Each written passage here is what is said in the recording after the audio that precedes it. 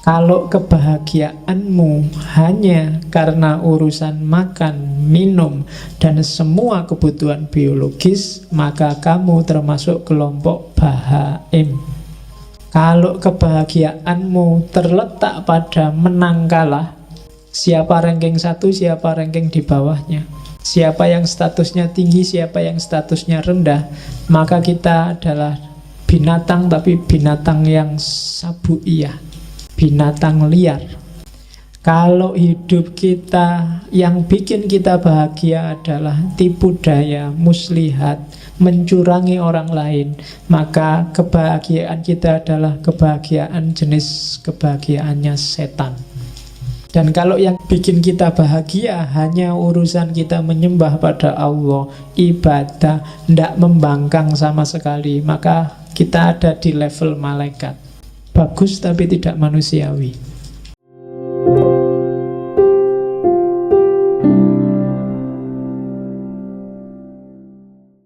Katanya Ghazali, untuk bisa ngerti takarannya, yang ngontrol harus akal. Kenapa harus akal? Gambarannya kayak kota, katanya Ghazali. Jadi jiwa kita itu adalah kota besar. Rajanya beda sama Farabi kemarin. Rajanya bukan akal, tapi hati. Kolab. Jadi katanya Ghazali, enggak, akal itu bukan rajanya. Akal itu tunduk pada kolab. Suka dan tidak suka, kecenderungan batinmu. Jadi Ghazali melihat manusia itu disetir oleh kecenderungannya. Akal, dalil, argumen, pikiran itu datang belakangan mendukung kecenderungan hatinya. Maka bereskan dulu hatimu, karena hati itu rajanya. Bukan kayak di Farabi kemarin, akal rajanya. Jadi kamu itu ikut partai apa dulu, baru kamu cari dalil kenapa partaimu itu bagus. Kamu itu jatuh cinta dulu, baru cari argumen kenapa kamu jatuh cinta padanya. Kamu suka dulu, baru nyari alasan kenapa kamu suka. Atau tidak suka dulu, baru nyari alasan kenapa kamu tidak suka. Jadi rajanya adalah hati. Maka kan banyak pengajian-pengajian manajemen kolbu. Nah, itu bahas raja. Ya besok kita bikin tandingannya, manajemen akal. Ya. Jadi tugasnya akal apa? Akal panglima perang. Hati itu tugasnya ngasih nasihat, berfatwa. Sementara pekerjanya, panglimanya di lapangan itu akal. Prajuritnya itu syahwat dan amarah. Jadi dua-duanya ya, yang satu wali kotanya, yang amarah itu polisinya kalau katanya Ghazali. Jadi dalam diri kita itu isinya polisi yang marah-marah, kemudian wali kota yang penuh ambisi, dan panglima yang punya kekuatan ngatur, serta raja yang mengendalikan. Begitu rajanya nggak beres, maka panglimanya juga disuruh ngatur untuk ke arah yang tidak beres. Syahwat akan jadi penguatnya, karena dari situ muncul ambisi hasrat. Kemudian kekuatan amarah jadi pendorongnya. Jadi hati-hati, makanya hati harus lembut, baru yang lain ikut lembut. Kalau hati kasar, akalmu juga akan mengarah pada kasar, syahwatmu juga dikontrol oleh kekasaran, dan amarahmu akan semakin menyala. Jadi maka katanya Ghazali, amankan kota jiwamu. Pertama-tama bereskan hatimu, kemudian perintahkan panglima untuk mengendalikan wali kota dan polisi. Kalau enggak, ya alamat kotamu kacau balau. Jangan sampai nanti nafsunya memberontak mengalahkan hati dan akhirnya nafsunya yang jadi raja. Juga jangan sampai polisinya, amarahnya yang jadi raja. Dan jangan sampai juga akalnya yang jadi raja. Yang harus jadi raja hatinya. Oke. Terus karena itu katanya Ghazali, itu kalimat tak copy paste, hati-hatilah kalau kebahagiaanmu hanya karena urusan makan, minum, dan semua kebutuhan biologis, maka kamu termasuk kelompok bahaim. Kalau kebahagiaanmu terletak pada menang kalah, siapa ranking 1, siapa ranking di bawahnya, siapa yang statusnya tinggi, siapa yang statusnya rendah, maka kita adalah binatang, tapi binatang yang sabuiyah, binatang liar. Kalau tadi bahaim itu binatang ternak, peliharaan. Kalau hidup kita yang bikin kita bahagia adalah tipu daya, muslihat, mencurangi orang lain, maka kebahagiaan kita adalah kebahagiaan jenis kebahagiaannya setan. Dan kalau yang bikin kita bahagia hanya urusan kita menyembah pada Allah, ibadah, tidak membangkang sama sekali, maka kita ada di level malaikat. Bagus tapi tidak manusiawi. Jadi hati-hati, jangan jadi binatang ternak, jangan jadi binatang pemburu, jangan jadi setan, juga jangan jadi malaikat. Nah, susah ya kalau dilarang jadi malaikat. Kamu mesti komplain, loh malaikat kan bagus Pak. Enggak. Kita oleh Allah disuruh jadi manusia. Kalau manusia berarti yo ada bahaimnya dong. Yo kita butuh makan, butuh minum, butuh yang itu juga. Ya kan? Ya. Padahal aku ngomong yang itu loh ya. Kamu kok pikirannya ke sana.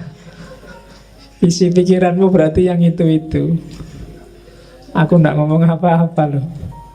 Terus sabuiyah. Kalau yang ada di pikiranmu sekarang, kapan ya aku ranking 1, kok kalah terus aku, rankingku ranking 40 terus.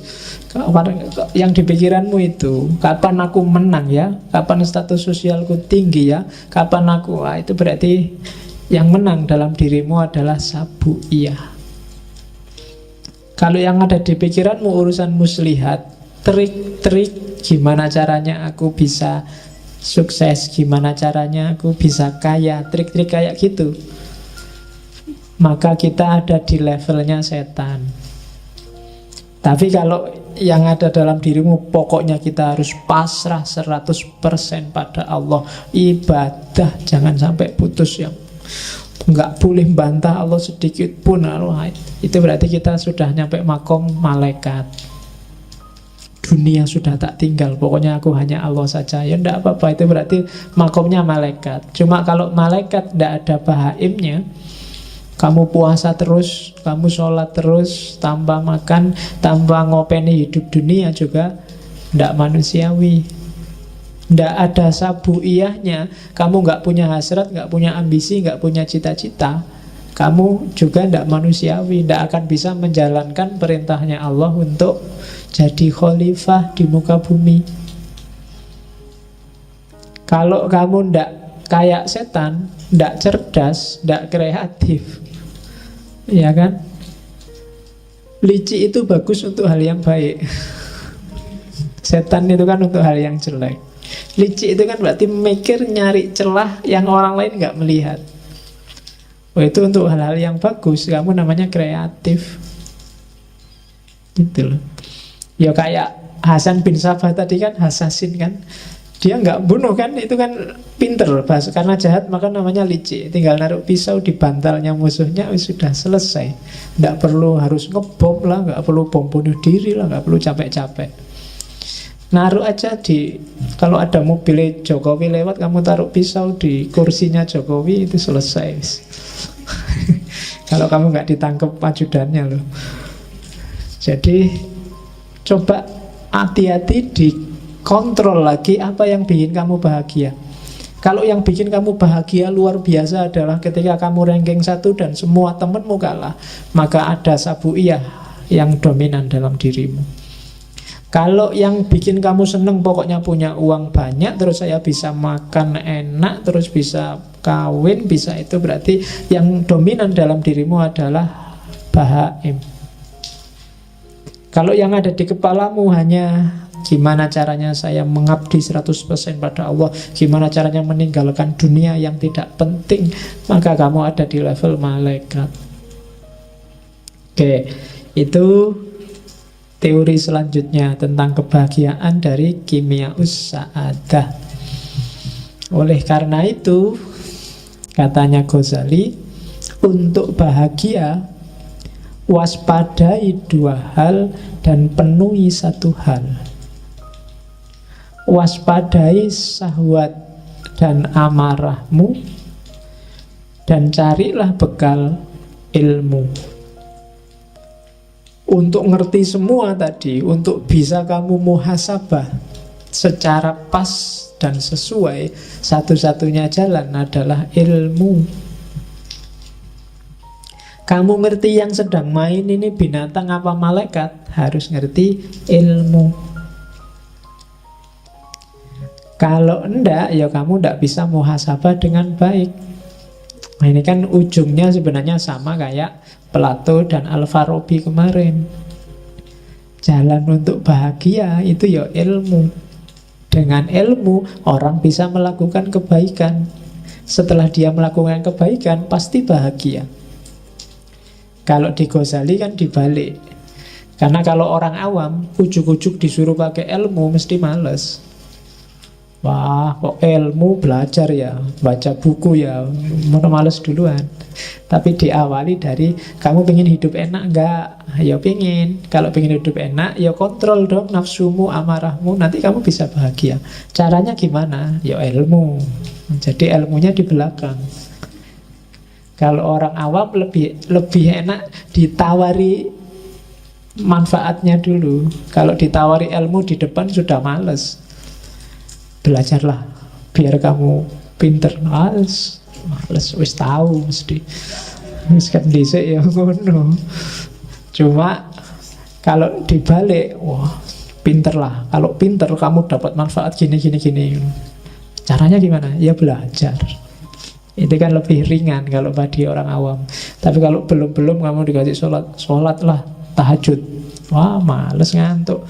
Tapi kalau diawali dari, kalau kamu pingin dapat rezeki lancar, istri cantik, apa? Sholatlah, tahajud. Wah, itu kalau ngerti embel-embelnya di depan, mesti agak semangat di belakang.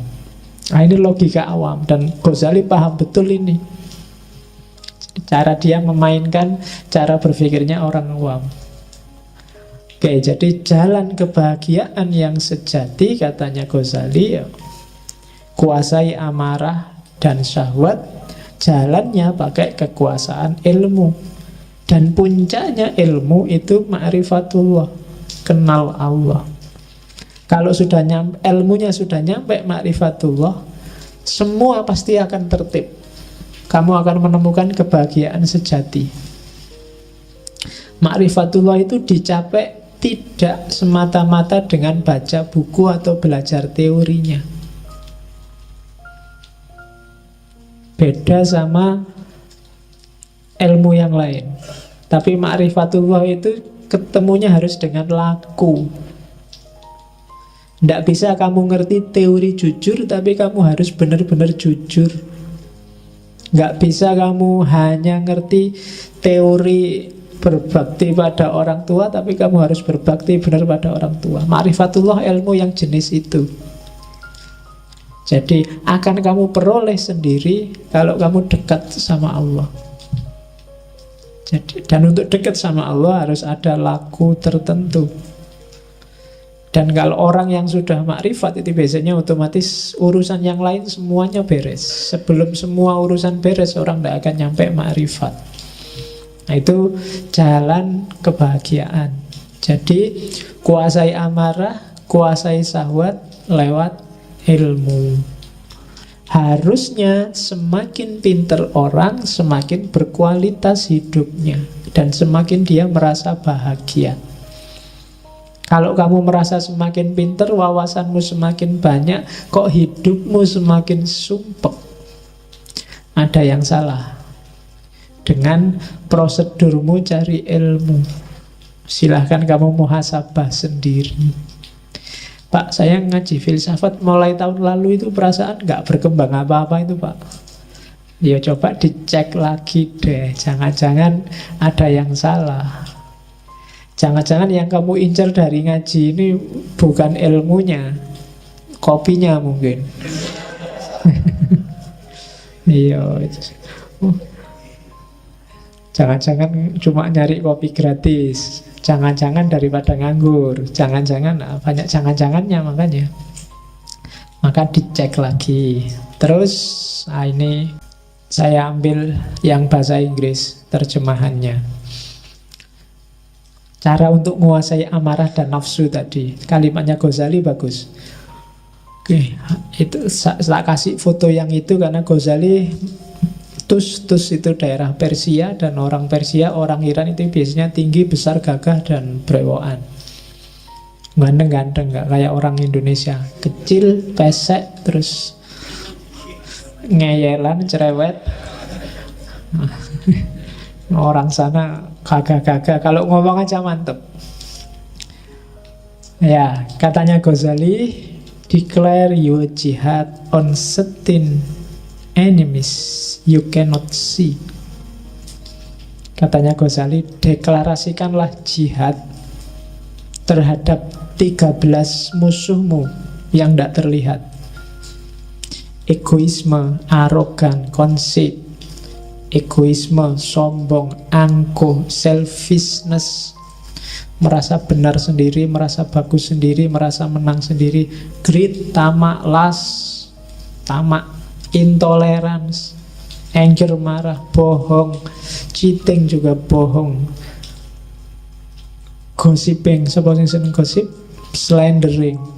Dan 13 itu, if you can master and destroy them, kalau kamu bisa menguasai dan menaklukkan 13 musuh itu, then will be ready to fight the enemy you can see. Maka kamu akan siap mengalahkan semua musuh yang terlihat. Kalahkan 13 yang tidak terlihat itu. Kalau kamu sudah sukses mengalahkan itu, maka semua musuh yang terlihat akan mudah dikalahkan. Nah, rumusnya itu. Kalau dibaca enak, dirasakan juga mantap, dijalani yang agak susah. Yo jihad, makanya katanya Ghazali, jihad dong, declare yo jihad.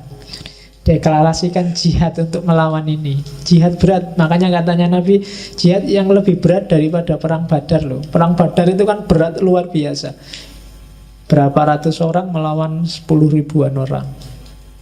Sudah berat gitu, katanya Nabi, ini cuma jihad kecil. Ada yang lebih besar. Nah, apa? Mengalahkan dirimu sendiri. Dan katanya Ghazali, ya taklukkan 13 itu. Kalau kamu sudah bisa menaklukkan 13 itu, maka kamu akan siap menaklukkan semua yang lain. Kuncinya bahagia. Oke, terus.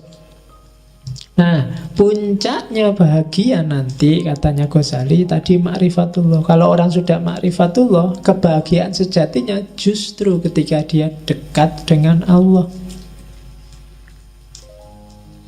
mencintai Allah.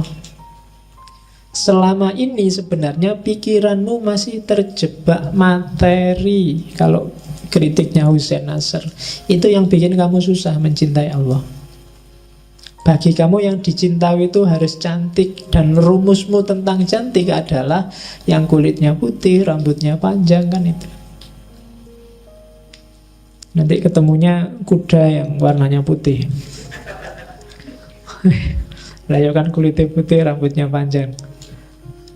Oke, jadi jangan terjebak fisik. Coba katanya Ghazali ngajak mikir, coba ya kita renungkan. Mengapa Allah harus jadi cinta kita yang paling puncak? Yang pertama, kalau kita suka segala sesuatu yang bikin kita semakin sempurna. Kamu suka minyak wangi karena minyak wangi bikin kamu semakin sempurna baumu.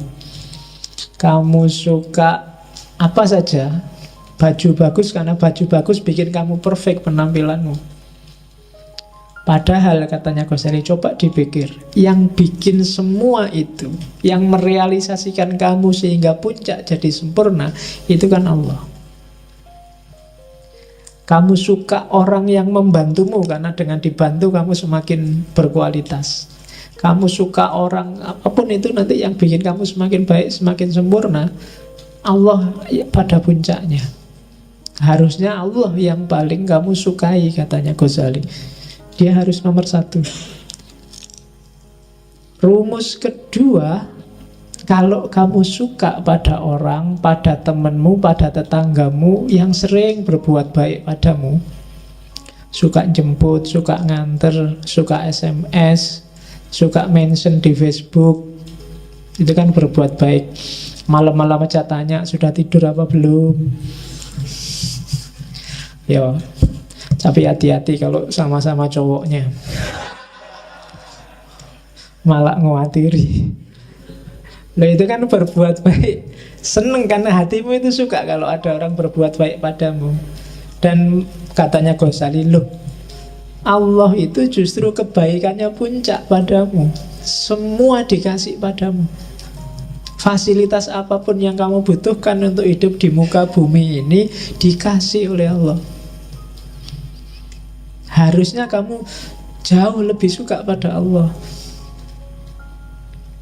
Yang ketiga, katanya, kalau kamu suka pada orang baik, orang dermawan, kalau tadi kan untuk dirimu, untuk orang lain, kamu suka kan lihat orang, wah bagus ya Jokowi itu nolong orang miskin, wah bagus sekali, orang baik di mana-mana kan bikin kamu suka.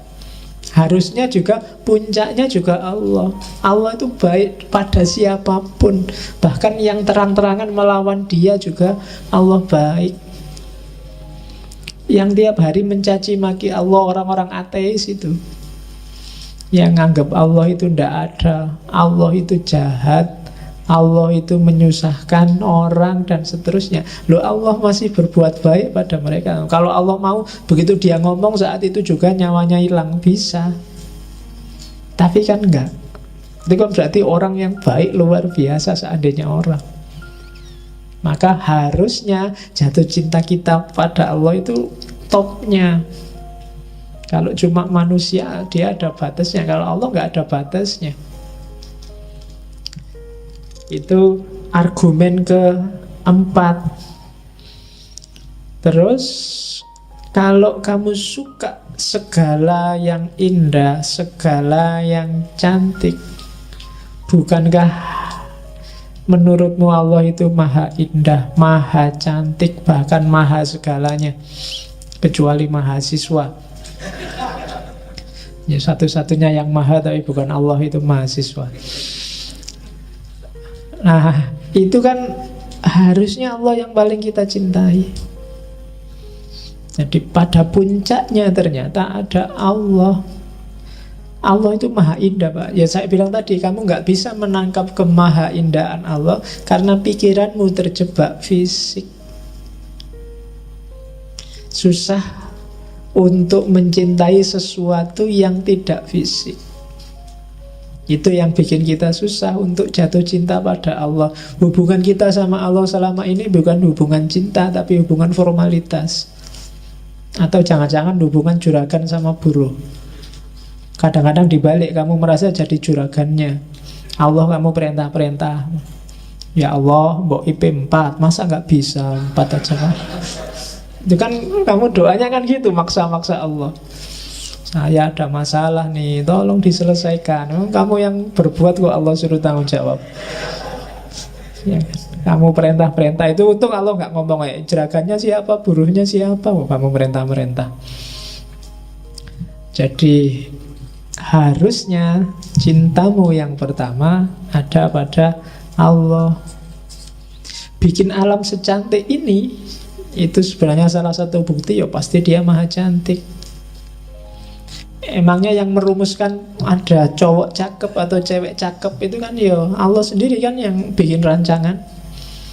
Dan itu pun dibikin sesuai standarnya manusia. Hewan juga mungkin punya standarnya sendiri. Dan itu kan kecanggihannya Allah. Tidak ada kan hewan jatuh cinta sama manusia misalnya. Ayam ya jatuh cintanya sama ayam perempuan, gak pernah sama cewek cantik. Cowok juga, mahasiswa juga jatuh cintanya sama mahasiswi, gak pernah sama ayam. Kecuali ayam ya kalau yang itu teorimu lebih canggih. Oke, saya kan gak ngerti yang itu kamu. Kalau di situ saya lugu Mas ya. Oke. Terus. Oke. Terakhir katanya Ghazali, kalau orang mencintai sesuatu karena cocok dengan dirinya, misalnya kamu baik, suka juga sama orang baik. Kamu orangnya suka makan, kamu juga suka sama orang yang suka makan. Kamu orangnya suka humor, kamu senang juga orang sama suka humor, dan seterusnya. Kalau kamu jeli, coba kamu cek bahwa Allah sangat sesuai dengan dirimu, dengan hidupmu. Kamu apa aja, Allah ada mahanya. Kamu adil, Allah maha adil. Kamu suka kedekatan, Allah maha dekat. Kamu suka keakraban, Allah maha akrab. Ya kan, Ra'uf, Rafiq, dan seterusnya. Bahkan kamu suka ketegasan, Allah syadidul iqab pada yang salah. Ada semua, mesti cocok. Makanya para sufi selalu nyuruh kita takholak bi ahlakillah. Tirulah karakternya Allah. Kenapa kok bisa ditiru? Karena sama, sekufu sama kita meskipun beda level. Jadi Allah maha penyayang, kita menyayangi bisa.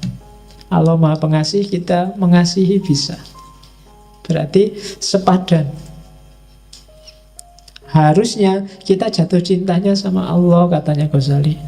Lah kok bisa kita jatuh cinta pada yang bukan Allah? Pasti kamu sedang ketipu, katanya. Kamu ndak pol jatuh cintanya. Kamu masih main di level bawah. Coba pikir lagi, apa sih yang bikin kamu jatuh cinta sama harta? Harta bikin saya enak, Pak. Loh, Allah jauh lebih dari itu. Harta memenuhi kebutuhanku, Pak. Allah sejak dulu sebelum kamu lahir masih di perut ibumu dipenuhi kebutuhanmu. Apa yang bikin kamu jatuh cinta sama lawan jenismu? Ya enak, Pak. Enak apa nih, belum kawin? Ya kan?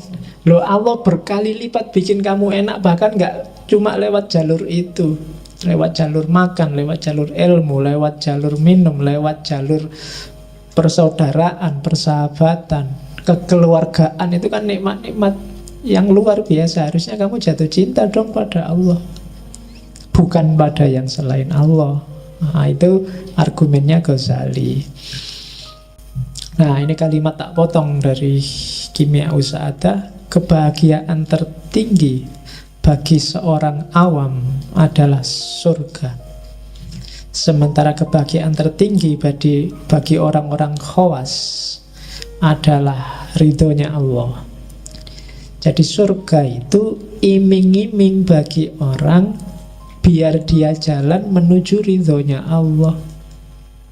Sama karena kayak anak kecil itu loh, ketika dia belum bisa jalan berdiri, untuk mancing dia bisa berdiri, ibunya ngasih, ayo pisang, ayo, pokoknya kegemarannya dia ditaruh di depannya biar dia berdiri meraih itu. Cuma targetnya ibunya biar anak ini berdiri dan bisa jalan.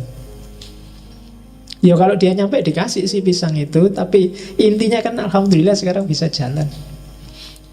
Jadi itu logikanya surga sama ridhonya Allah. Kalau kamu menuju surga, kamu dapat ridhonya Allah. Dan juga sebenarnya kalau kamu menuju ridhonya Allah, surga jadi nggak penting. Kalau kamu sudah jalan seperti maunya ibumu tadi, pisangnya nggak penting lagi.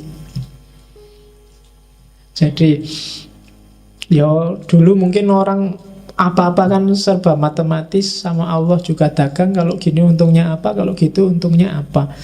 Sementara mikir abstrak agak susah. Maka ditawarilah dengan jannah, dengan surga yang ilustrasinya sangat fisik, ya sesuai jangkauan pikiran masyarakat zaman itu, bahwa di surga besok ada kolam susu, kolam madu, ada bidadari, ada, itu kan fisikal. Tapi puncaknya adalah sebenarnya keridhaan Allah. Apa ndak boleh Pak saya mimpi ke surga? Boleh. Jalan menuju surga adalah jalan yang sama sebenarnya menuju keridhaan Allah. Cuma kalau terminal akhirmu surga dan kamu berhenti di situ, matok di situ, mungkin kamu nggak ketemu keridhaan Allah. Akhirnya ibadahnya jadi matematis, disuruh apa-apa dihitung. Kalau saya sholat duha untungnya apa? Wah, rezekimu lancar, oke. Ya kan? Kalau saya sholat tahajud apa? Wah, semua kebutuhanmu dipenuhi, oke. Kan selalu gitu kamu negosiasi. Begitu kamu sholat duha lama, rezeki tidak lancar-lancar Pak. Jangan-jangan bohong. Ya kan? Karena kamu pertimbangannya matematis, seolah-olah Allah nggak ngasih apa-apa padamu. Karena hitunganmu ya harus kaya dengan sholat duha. Kalau saya sedekah 1.000, nanti dapatnya 70.000, benar kok Pak? Iya, janjinya Allah. Begitu nggak dapat 70.000, wah bohong kan mana? Ya kan? Jadi itu yang manusia awam, katanya Ghazali, mikirnya selalu ke situ. Tapi ya enggak apa-apa, karena itu jalur yang sama kok menuju keridhaan Allah. Kalau memang enggak nyampe ya harus begitu retorikanya. Cuma semua innalillahi wa inna ilaihi, bukan wa ilal jannah. Semua dari Allah dan akan kembali ke Allah.